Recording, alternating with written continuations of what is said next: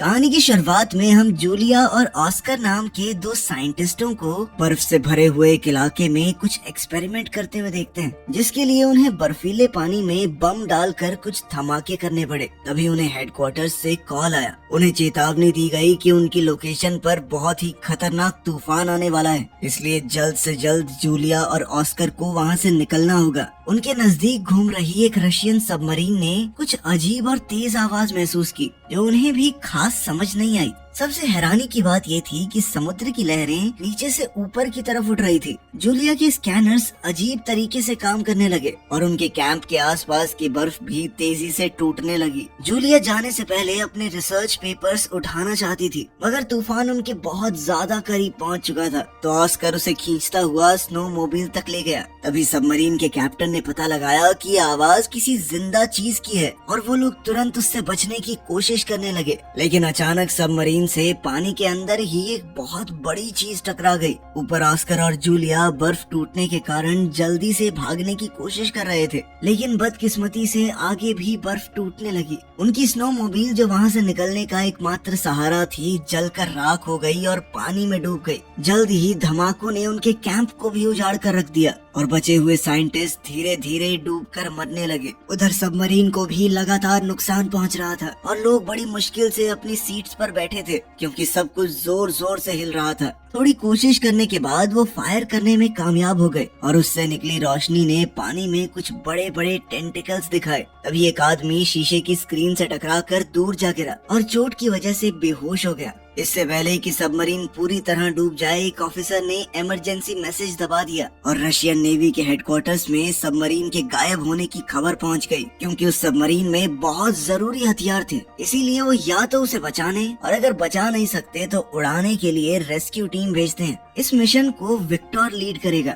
जो पानी में फंसी हुई सबमरीन के कैप्टन का भाई है। उनका परिवार परेशान था कि कहीं विक्टर भी वहाँ गायब ना हो जाए। उसकी माँ को बहुत ज्यादा टेंशन हो रही थी, इसीलिए उन्होंने विक्टर को एक घड़ी दी, जो कि विक्टर के पिता की थी, जो अब इस दुनिया में नहीं है। उन्होंने कहा कि ये तुम्हारी रक्षा करेगी, वो जहाँ भी होंगे तुम्हारा ध्यान रखेंगे।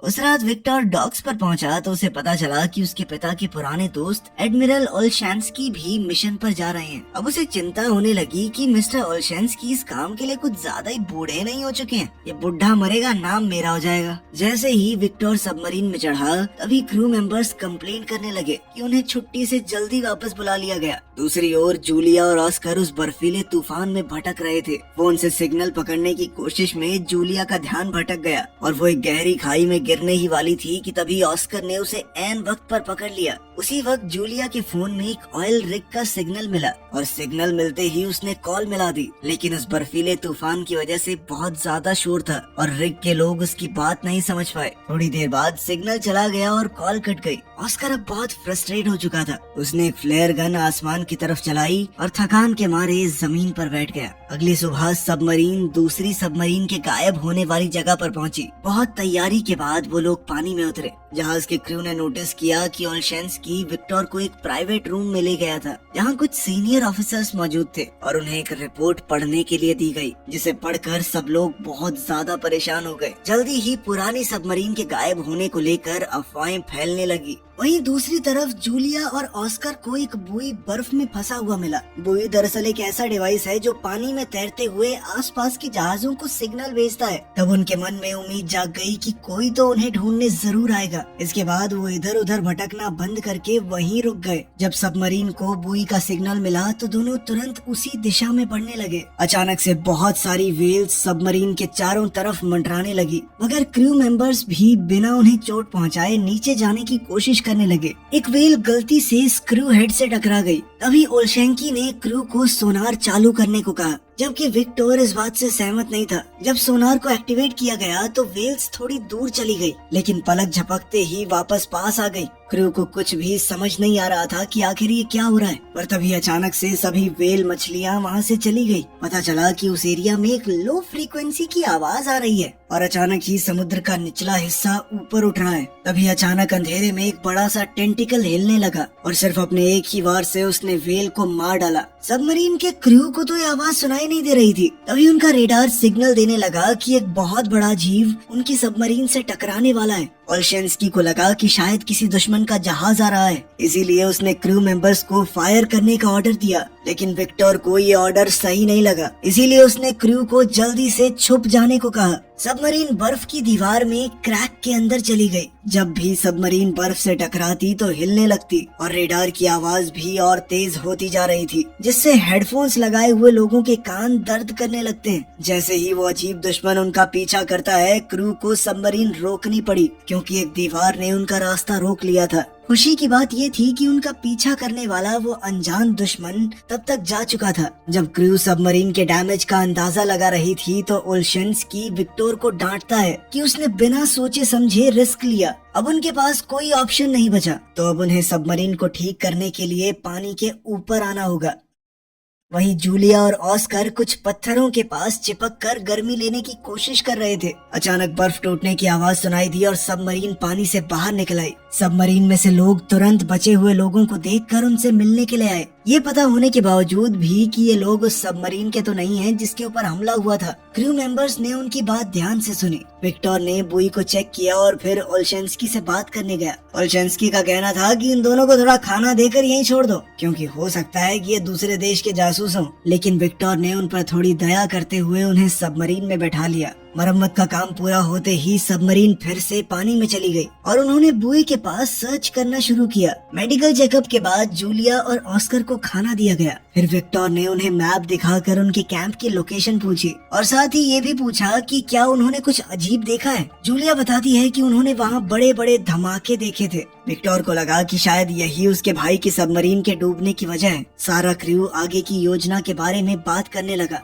लेकिन ओल्शेंस्की ने कहा कि हमें वापस चलना चाहिए क्योंकि थोड़ी देर पहले रडार में जो भी चीज थी वो खतरा वापस आ सकता है। अगर हम पर फिर से अटैक हुआ तो इमरजेंसी सिग्नल भेजना तक मुश्किल होगा। लेकिन विक्टर अपने भाई को ढूंढने के लिए बेचैन था और ऑर्डर देता है कि सबमरीन जूलिया के कैंप की तरफ ले चलो। ओल्शेंस्की ने विक्टर को दूर ले जाकर चेतावनी दी कि ये दूसरी बार है जब उसने गलत फैसला लिया है। अगर एक और बार ऐसा हुआ तो सब कुछ खत्म हो जाएगा। विक्टर ने अपने एक साथी को समझाया कि हमें जल्दी करनी होगी क्योंकि अगर दूसरी सबमरीन में कोई जिंदा है तो उसके पास ऑक्सीजन कम ही बची होगी। तभी जूलिया को एक अजीब सी आवाज सुनाई दी। ऑस्कर कहता है कि ये सोनार की आवाज है जो दूसरी सबमरीन को ढूंढ रही है। खोज कुछ देर तक चलती रही, लेकिन फिर रेडार दिखाता है कि वो अजीब दुश्मन फिर से उनका पीछा कर रहा है। विक्टर ने क्रू से कहा कि पहले की तरह एक छुपने की जगह ढूंढो, लेकिन इस बार उनके आसपास कोई इस तरह की जगह नहीं थी। लेकिन वहीं पास में एक ऑयल रिग मौजूद थी, तो विक्टर ने सोचा कि वहाँ पर छुपने की जगह मिल सकती है। जब सबमरीन पानी की सतह पर आने के लिए तैयार हो रही थी, तब ऑयल रिग के सभी वर्कर्स समुद्र से उठ रहे बड़े बड़े टेंटिकल्स को देखकर हैरान रह गए। उन्होंने तुरंत अलार्म बजा दिया। टेंटिकल्स रिग पर अटैक करना शुरू कर देते हैं और सारी बिल्डिंग गिरने लगती है। कई जगह तो जबरदस्त धमाके भी होने लगे। बहुत से वर्कर्स ने घबराकर भागने की कोशिश की, लेकिन उनके पास कहीं जाने की जगह ही नहीं थी क्योंकि पूरा का पूरा स्ट्रक्चर ही टूट रहा था। जैसे ही सबमरीन का कांटेक्ट रिग से टूटा तो विक्टर पेरिस्कोप की मदद से ये देखने की कोशिश करने लगा कि आखिर चल क्या रहा है। जब उसने बड़े बड़े टेंटिकल्स को रिग को तबाह करते हुए देखा तो वो डर गया। उसने ये दृश्य स्क्रीन पर भेजा ताकि पूरा क्रू ये देख सके कि वो किससे लड़ रहे हैं, उनका दुश्मन कितना बड़ा है। जब रिग पूरी तरह से खत्म हो गई तो वो अजीब मॉन्स्टर फिर से सबमरीन का पीछा करने लगा, जिसके बाद उन्हें सबमरीन को तुरंत मोड़ना पड़ा।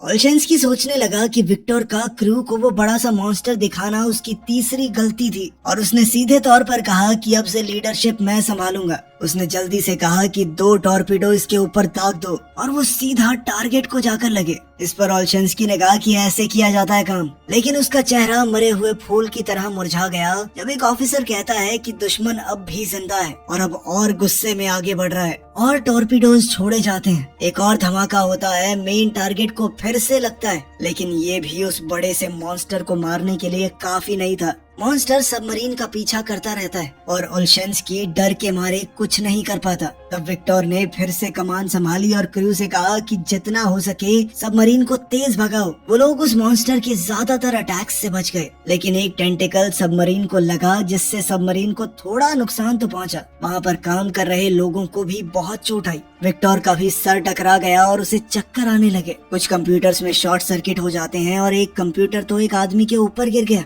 सबमरीन डूबने होने लगती है और वो मॉन्स्टर इस मौके का फायदा उठाकर एक और जोर का हमला करता है। अचानक से मिसाइल वाले कंपार्टमेंट में धमाका हो गया, वहाँ पर बुरी तरह से आग लग गई, जिसके बाद जहाज के क्रू ने वहाँ पर वेंटिलेशन बंद करके एरिया को पूरी तरह सील कर दिया। 7 लोगों ने वहीं रुककर एक्सटिंग्विशर की मदद से आग को बुझाने की कोशिश की, लेकिन टेंटिकल के एक और जबरदस्त वार से सबमरीन तेजी से नीचे गिरने लगती है। रेडार दिखाता है कि उस जानवर ने उन्हें चारों तरफ से घेर लिया है। जब क्रू ने ध्यान से देखा तो पता चला कि वो मॉन्स्टर एक क्रैकन है, आज के ऑक्टोपस का एक बहुत बड़ा रूप। क्रैकन के बारे में पुराने समय में बहुत सी कहानियां लिखी गई हैं। अब क्योंकि उनके पास एक आखिरी मिसाइल बची है तो उसे बहुत सोच समझ कर इस्तेमाल करना होगा। वो लोग आपस में डिस्कशन करने लगे कि आगे क्या करना चाहिए। विक्टर ने कहा कि सबमरीन को साइलेंट मोड पर ले जाओ, क्योंकि समुद्री जानवर आम तौर पर आवाजों से शिकार करते हैं। इसी वजह से टॉर्पीडो रूम में मौजूद वर्कर्स को आग बुझाने का काम रोकना पड़ता है, जिससे वहाँ पर कार्बन डाइऑक्साइड और कार्बन मोनोऑक्साइड के लेवल बढ़ने लगे।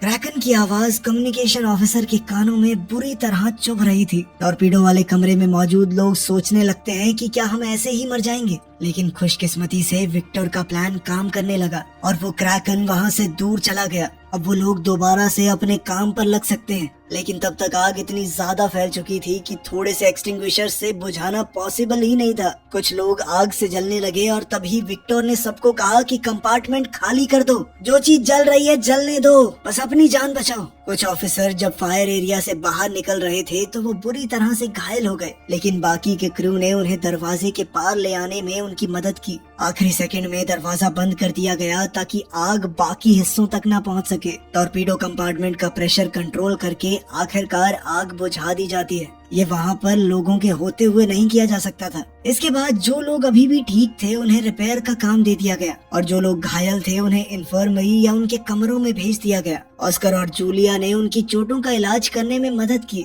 जिससे क्रू उन पर भरोसा करने लगा। बाद में विक्टर क्रू से उनके विचार पूछता है कि अब क्या करना चाहिए। सभी कहते हैं कि हमें वापस जाना चाहिए, क्योंकि हमें दूसरी सबमरीन की लोकेशन का कुछ नहीं पता और क्रैकन से बचने के लिए कोई सुरक्षा नहीं है हमारे पास। ओल्शेंस्की ने विक्टर को याद दिलाया कि तुम्हारे पिता एक हीरो थे जो एक सबमरीन इंसिडेंट में लोगों को बचाते हुए शहीद हुए थे। काफी सोचने के बाद अब विक्टर भी मान गया कि वापस चलने में ही भलाई है। जब सबमरीन घर लौटने लगी, विक्टर अपने पिता की लिखी हुई आखिरी चिट्ठी पढ़ता है। तभी जूलिया उसके कमरे में आई और देखती है कि वहाँ पर कुछ पक्षी थे। विक्टर ने बताया कि उन्हें ऑक्सीजन लेवल चेक करने के लिए रखा गया है।